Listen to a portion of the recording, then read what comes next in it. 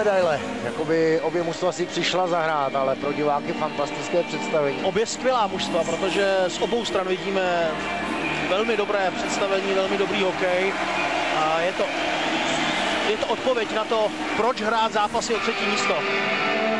A ty emoce, kterých jsme se obávali, vůbec na ledě nejsou. A když jsou, tak spíš nasměrovány do pozitiva, to znamená do té snahy něco udělat.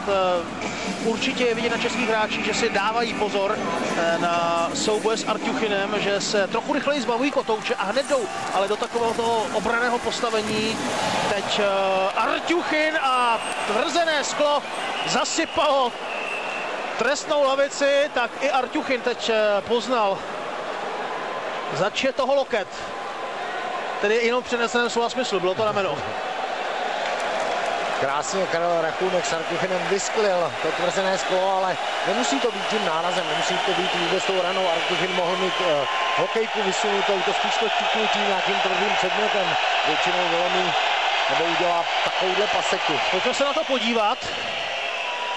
A opravdu řekl bych, že hokejka nejdřív bouchla do skla a pak ten následný úder poslal to sklo ven. Ale i tohle je zákrok a souboj, který je pro zápas důležitý, že i Arťuchina bude tenhle duel bolet.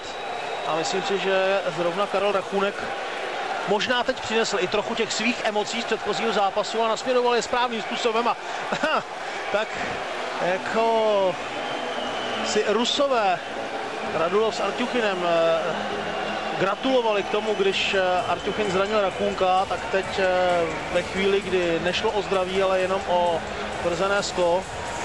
Myslím, že tam ta hokejka nebyla, rameno. Tvrdé rameno. Ale Karel Rachunek si tam krásně na Arťuchina počkal, on si ho tam dovezl, vychýlil ho z osy a pak maličko přitlačil. Viděli jste, že Arťuchin už byl za osou svého těla, už to nemohl ustát ani tento 116-kilový brousek. No, takovýhle zákrok proti takovému chlapíkovi, to je radost skoro, jako kdyby dal gól. Určitě.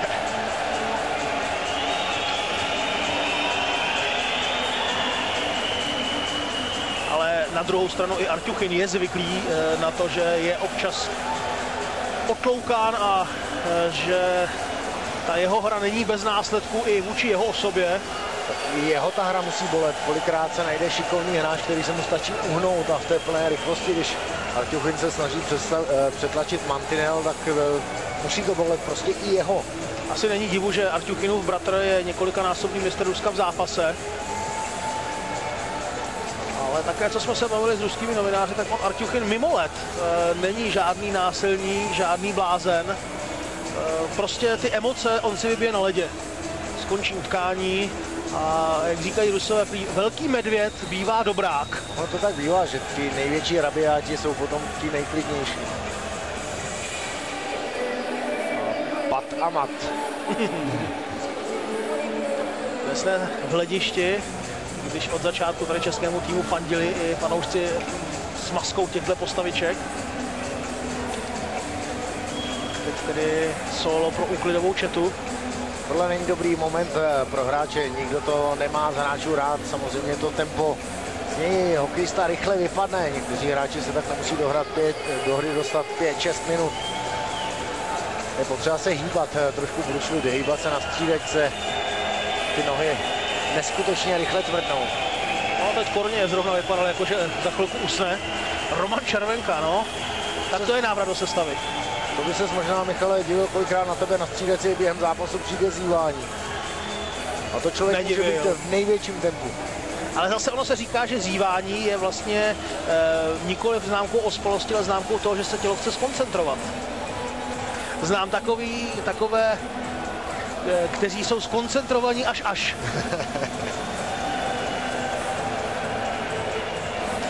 Je to jenom snaha organismu okysličit víc mozek.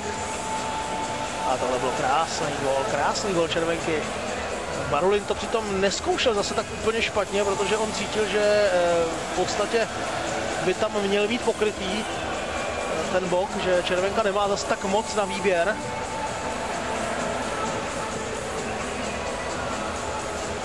Tak tady se za tím chvilku bude vyměňovat tvrzené sklo, tak se můžeme podívat i na některé momenty ve studiu.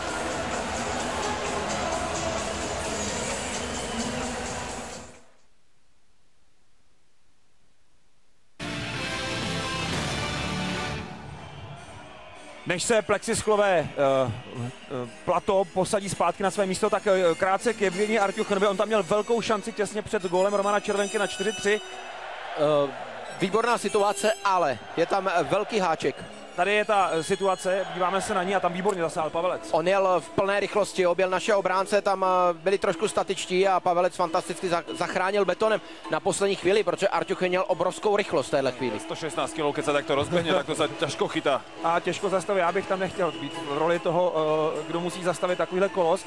Pánové, ten zápas vypadá, že vlastně se hraje úplně bez zábran a bez vyloučení, což je zajímavé.